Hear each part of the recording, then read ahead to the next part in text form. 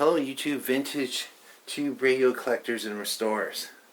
So in part 1 of the Serenader Finola tube radio, I talked about using craft supplies to fix the speaker and things like that. Well, you can't use craft supplies to fix the electronics, but you can do pretty good with parts you buy in bulk. Just to show you a little difference, there is a resistor from the 40s versus one of today. This is a metal film, that's a carbon. What's interesting, as I go through, I started on the left. I added a couple enhancements to this to make it easier to restore, but actually this had a bit of an issue. In order to cut costs, they used one of the terminals here on the switch as basically the B minus that floats above chassis ground, and there are about 7 connections on it. I barely got them out without destroying the switch on the back. It wasn't easy, and I wanted to do one of the problems with these, okay, is that the original cord was non-polarized, so every one of these restorations gets a polarized cord, and you want the neutral blade to be B minus, because the neutral blade in your fuse box or in your breaker box should be actually grounded to the box. So it's a safety item. So what you need to do is move all the B minuses off the switch so that the switch can switch the hot side of the line. And it's pretty easy to do. In the schematic here, it really doesn't tell you much about where things are connected. It just shows the B minus is a straight line here and a whole bunch of components ending up there. There's the series filament string. So there's a couple of things you just got to keep in mind if you're going to make this change. You basically need a terminal strip to put all the B minus connections on. So I use this one here. Put it in empty space, and most of these tube radios have lots of empty space. And I'm reaching, sorry about that.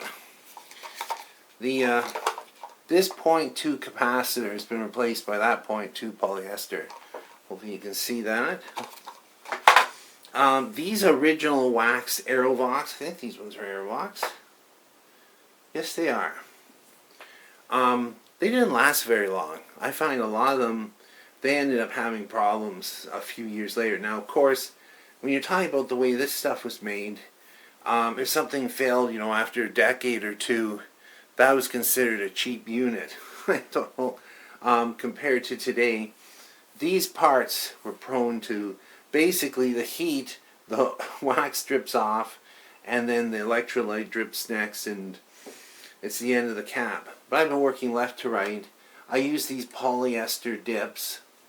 I actually ran into a guy a few years ago that does this as well, but he's quite a bit older than me, and we were just talking about whatever radio. I think I was working on one of those RCA Strato World ones, you know, it's a tube radio, big case, sort of like a transoceanic. And I said, I'm recapping it, it's filled with Aerovox caps. And he said, leave them in. I said, yeah, but the radio doesn't play. He was like, well, who would listen to it? He said, I just clean them up and put them on a shelf in my collection. I don't listen to them. Well, one of the things I like is having if I'm going to have something like this, I want to be able to listen to it once in a while. Whether it's talk radio or sports or just some music, there's a couple of oldie stations. So I think it is important that they work. That's just my opinion. But so I worked left to right and took out all the wax caps. And one thing I noticed, see, these are original resistors. They tested very, very close. There's no heat damage to them, so I didn't replace them. And these hardly handle any power, like it's just milliamps. Even this one here, which is a slightly higher power handling, it's 270K. It's like right on. I couldn't believe it. I was actually impressed. Silver band tolerance. So anyway, I've got another terminal strip here. There's the 3-in-1 cap that was in this area here. There's a little strap on it. So I'm replacing it with these.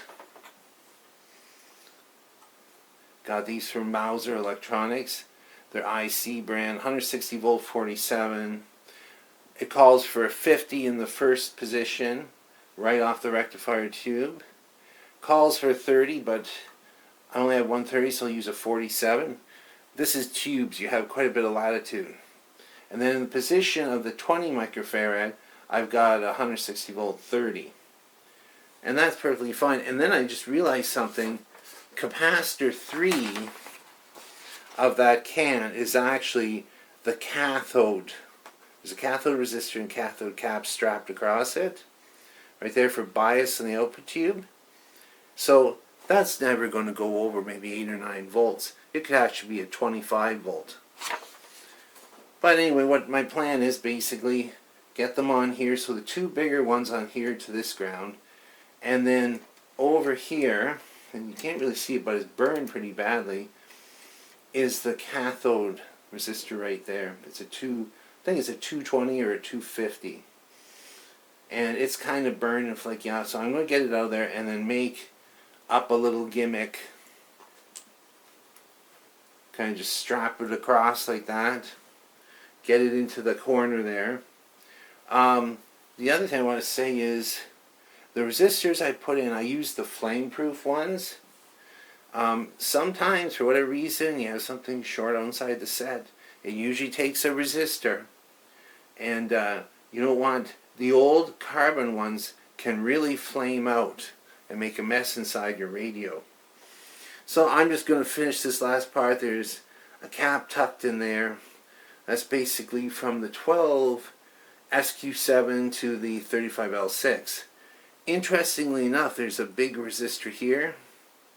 And this uses a 5-tube string. It uses 12 SA7, 12 SQ7, 12 SK7, 35L6, and 35Z5. Okay? Instead of the 35L6, you could put a 50L6 and get rid of this resistor. At the time, I noticed the earlier sets that use this octal tube string usually have a resistor in a 35L6. So there may have been more 35L6s around at the time. I haven't tested the tubes or anything. I'm going to do that last.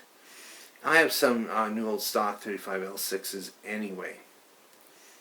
So there's not that many parts actually on these. It's kind of refreshing to work on. Just wanted to let's move this aside. That was just to steady it. I just want to show you how well the front of the radio turned out. So this is the cleaned up dial with the little foam supports. You can't see that once it's in the case. Glued on that felt right there. There's the fixed speaker that I fixed with Mod Podge. I just need a night light bulb for there. It's a 120 volt night light bulb, like a 7 watt. And I lubed up the dial strings in good shape. A little bit of tightness. This thing hasn't been used in ages. So it should be interesting. Usually they work after you do that work. Usually you turn it on and they work, and they just need a little tweaking. Anyway, that's where I'm at. Thanks for watching and listening.